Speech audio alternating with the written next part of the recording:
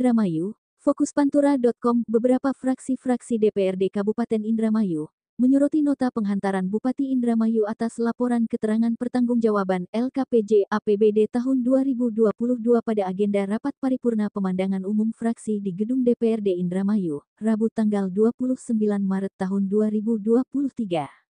Kelima fraksi tersebut mayoritas menyoroti soal hasil kinerja pelaksanaan APBD tahun 2022 serta keberhasilan 10 program unggulan Bupati Indramayu yang sudah termuat dalam dokumen nota penghantaran dan sudah disampaikan pada rapat paripurna, Senin tanggal 27 Maret tahun 2023 kemarin.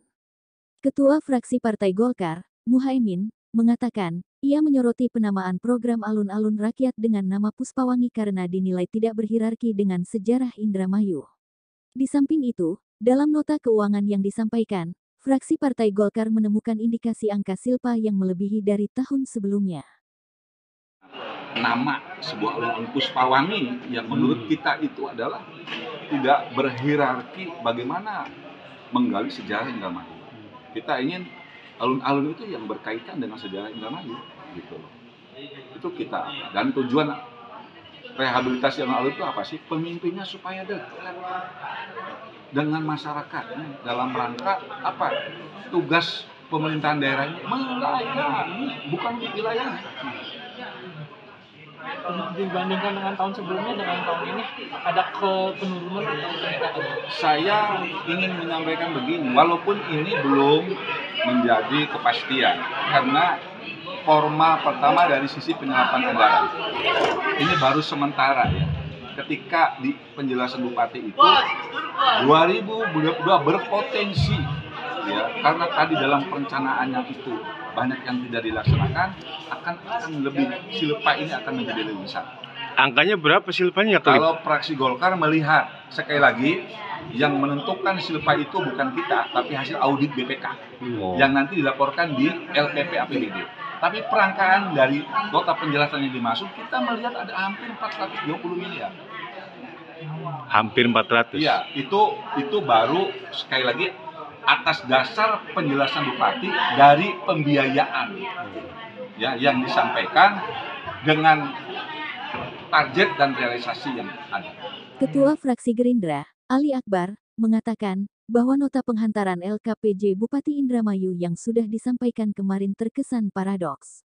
Pasalnya, data keberhasilan penggunaan APBD tahun 2022 yang disandingkan dengan fakta di lapangan sangat jauh dengan realitas.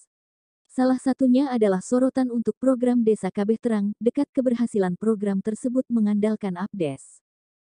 Terkait laporan KPJ Bupati yang kemarin disampaikan pada hari Senin.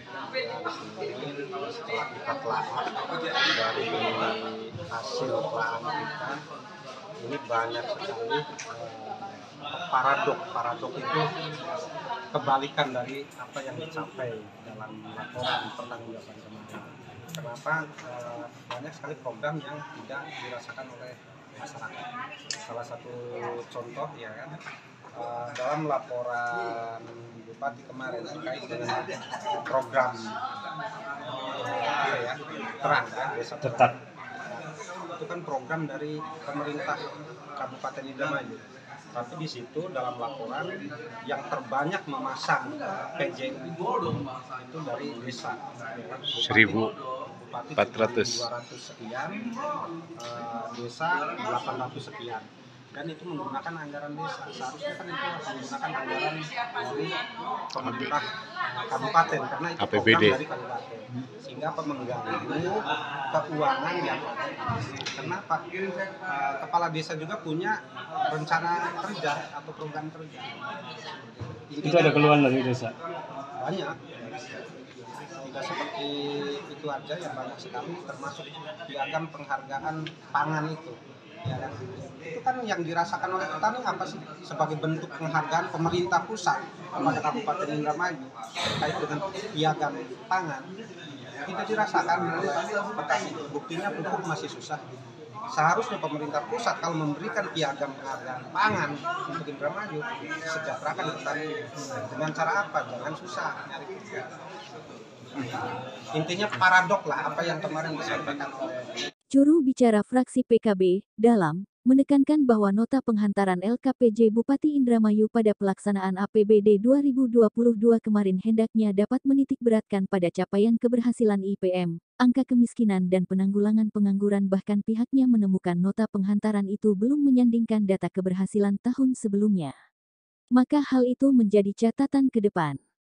Yang sudah dilakukan pemerintah daerah Kabupaten Indramayu untuk pertama, usaha yang telah dilakukan untuk menaikkan capaian target IPM. Yang kedua, upaya yang telah dilakukan untuk menaikkan pertumbuhan ekonomi di Kabupaten Indramayu. Yang ketiga, langkah apa yang sudah dilakukan untuk mengurangi penduduk miskin di Kabupaten Indramayu.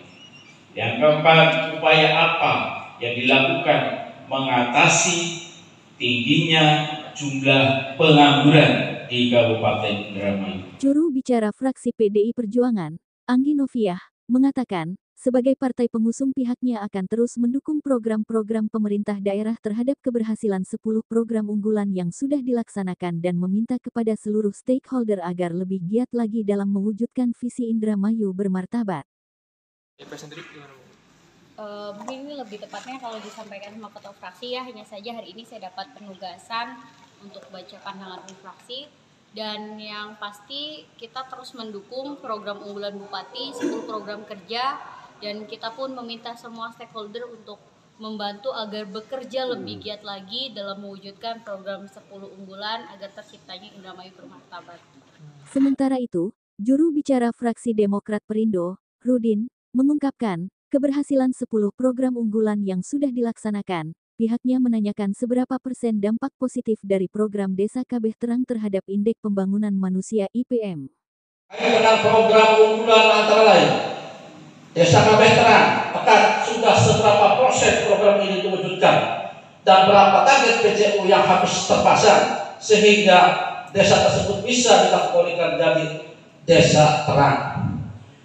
Dari seluruh program unggulan tersebut, seberapa besar dampak positifnya terhadap peningkatan IPM Kabupaten Indramayu? Mohon penjelasan. Menanggapi pandangan umum fraksi-fraksi DPRD Indramayu, Sekda Rinto Waluyo, mengatakan, bahwa seluruh penyampaian sangat bagus dan akan mengambil sisi positif untuk melakukan koreksi dan perbaikan pada pelaksanaan APBD tahun 2023 ini.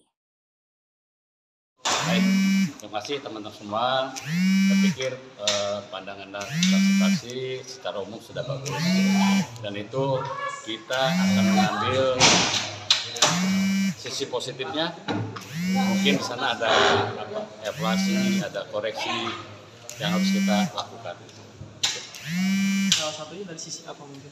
Ya misalnya dari pencapaian target-target itu kan harus kita tingkatkan dari yang sudah kita capai.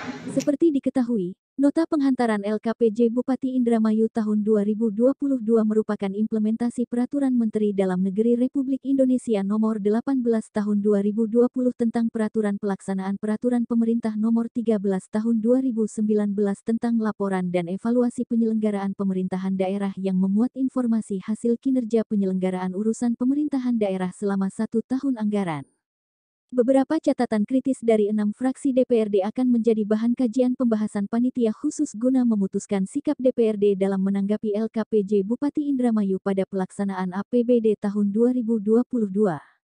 Ihsan Mahfuz melaporkan dari Gedung DPRD Indramayu.